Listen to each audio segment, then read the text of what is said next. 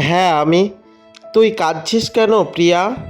তুই কি সত্যিই আকাশকে নিয়ে চলে যাচ্ছিস? একবারও কই আমাকে কিছু বললি না? আমি অনেক দিন থেকেই এই সব সহ্য করছি প্রিয়া।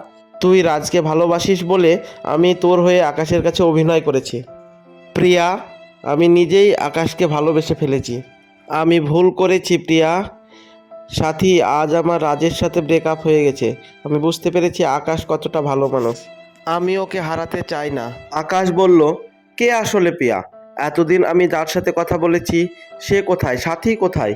হ্যাঁ আকাশ, আমি প্রিয়া। আর এতদিন যে তোমার সঙ্গে ছিল সে আমার বোন সাথী। আমি ভুল করেছি, তোমাকে দূরে সরাতে গিয়ে অনেক কিছু জটিল করে ফেলেছি। আকাশ বলল, তোমরা দুজনেই আমাকে ঠকিয়েছো, কিন্তু একটা কথা সত্যি, আমি যাকে ভালোবেসেছি সে হলো সাথী। কারণ এতদিন আমরা একসঙ্গে হাসি দুঃখ কান্না সব শেয়ার করে নিয়েছি। কিন্তু সে তো প্রিয়া, তার সঙ্গে তোমার ছোটবেলায় বিয়ে ঠিক হয়ে আছে। বিয়ে ঠিক ছিল প্রিয়ার সাথে, কিন্তু আমার মন জুড়ে আছে সাথী। ভালোবাসা কখনো জোর করে হয় না।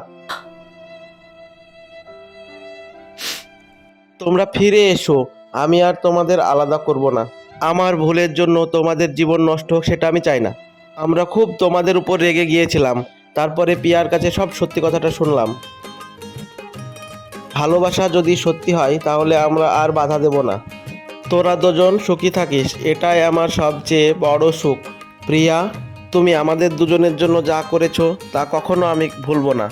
আপু, সাথী, আমিও তোমাকে খুব মিস করব। আমিও তোমাকে মিস করব। এটা খুশির দিন। এরপর থেকে তিনজনের জীবনই নতুনভাবে গড়তে শুরু করলো।